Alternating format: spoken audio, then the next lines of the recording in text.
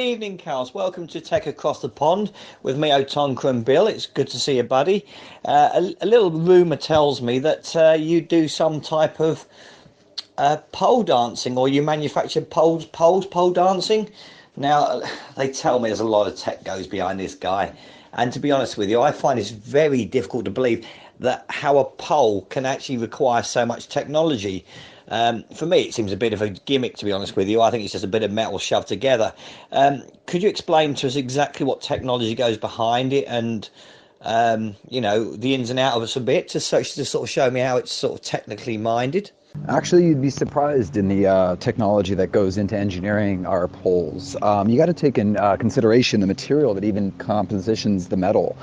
There's different alloys that produce stainless steel. So depending on what alloys you're using, you can actually create a product that is extremely dangerous to a customer that can have an allergic reaction due to the level of, just say, chromium being in there. So ours, we actually do rigorous testings to make sure that there is, appropriate alloys of steel, chromium, which does give it its resilience to not rust. So there's a lot of factors that go in just into the material. Then when you get into our kind of more advanced poles that can rotate and spin, you're dealing with physics as well as the rotation with the dancer, her weight, combined with the tensile strength of the pole. You have to make sure it can't pop out of the mounting hardware. So there's a lot of physics as well into the spinning poles. Geez, Chaos, I never realized these things were so complex. Wow. Yeah, I've got to agree with Bill on that one. Wow, what can you say? I mean, really, what can you say? I mean, that's just absolutely amazing. I mean, for me, it was just a pole, and you get a few sort of semi-clad naked women dancing around it, and pretty much that's it. A bit for you throw a few bucks in and all that. But is it true, Chaos, that it's turning into a sport now? I've heard, I don't know much about pole dancing, you can tell by my naivety, but I've sort of heard that it's a bit of a sport and that, they have competitions and things like that.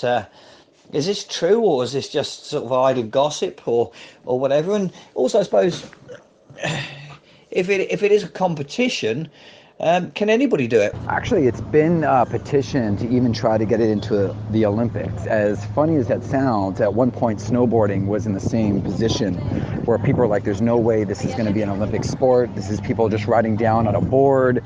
But it is gaining a lot of popularity. There's competitions all over the world where within our own market, there's celebrities in the pole industry just because of the maneuvers they can pull off.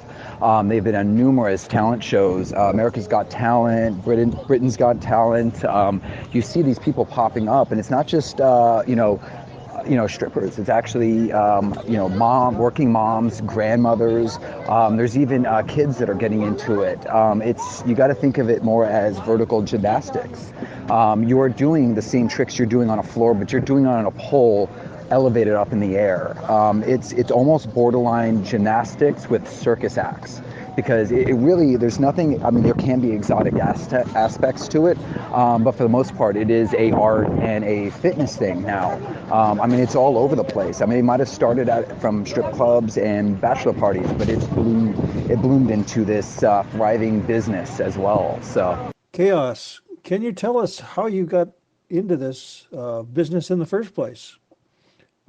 It'd be very interesting to learn how long you've been in business, what your market is, and how did it all start?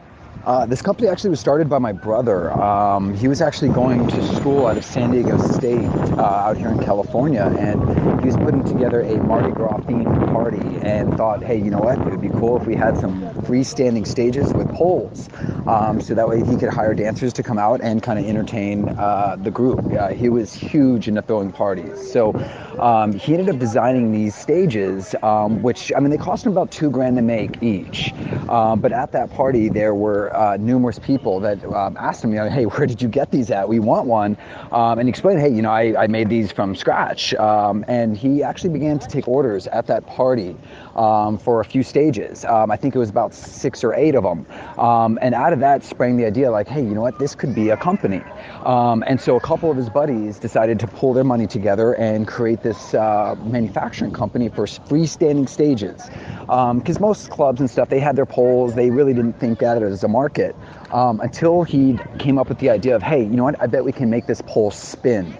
And that is a pole that can actually rotate on bearings and then also be locked into a static position. So that took a lot of engineering to be able to come up with that, since it was something brand new. It hadn't been created yet. So when you're creating something, it takes a lot of testing and a lot of patience and money as well. So about 5 years later, after the company was starting in '98, he created the first rotating spinning pole and introduced that to clubs, which loved it. It took over and swept just the entire nation. We were selling poles like crazy, 5, 10, at a time to clubs. They were just putting them everywhere inside just because of the technology and the wow factor of a pole that actually could rotate.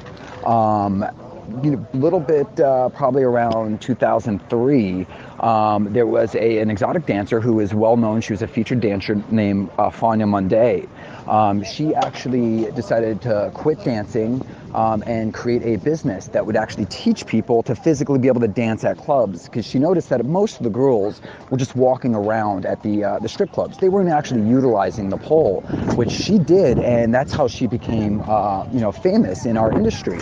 So she actually created the first pole studio, which we supplied her all of her poles, and from there, from just teaching a few students or ex-dancers, you would actually see these studios popping off, mostly East and West Coasts.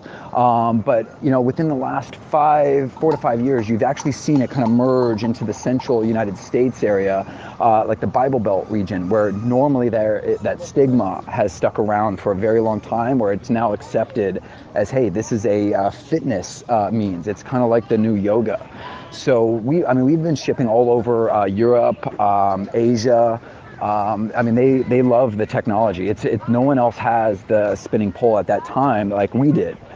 We even shipped to South Korea, which was really popular, where China could easily knock it off, but South Korea has this thing about not the quality level of China goods, so they don't like buying it. So they would pay expedited shipping for us to ship it all the way out to South Korea. I'm talking $600 for just like 5 poles to get out there. So we've realized that there was a market for this, and innovating new technology was key to that. So my brother took me on about 10 years ago, and I came up with the idea of an acrylic light-up glow pole.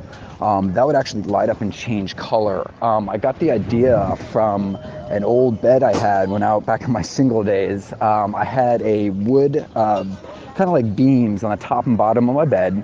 And I got an acrylic shell from Home Depot, which is like a home supply store. I filled it with water, and before I did that, I actually drilled holes in the bottom and stuck air tubes inside. So that way, when I had, some ladies over, I would kick on the bubbles. I had LED lights underneath inside those wood frames, so it could illuminate different colors and change color. So I kind of got the idea from that, like, I bet I can make this if I thickened up the acrylic and stuck a rod inside.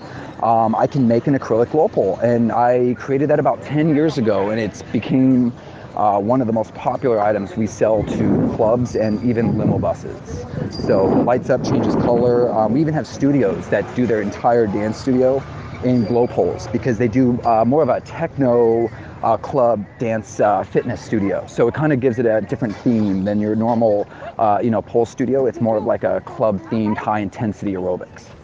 So Chaos, you mentioned that they have these glow poles in limos. How could you put a pole and someone dance in a limo? Oh, don't get me started on what they can put in a limo. We have retrofitted a semi-truck, its tractor trailer, to be a mobile nightclub. So you'd be surprised what people will fit inside of a limo bus. There are limo buses with glow poles, full screen TVs, full bars, couches. They have brought the club to the limo bus where you don't even want to leave, because it's like having your own VIP studio. Yeah, because I know, I know when we first met, Chaos. I mean, we met on the innovative edition of the Note 4 for the Samsung Gear VR, which is what we're using now. I'm in England, you're over in California, and you're out working, and Bill's at home in California as well.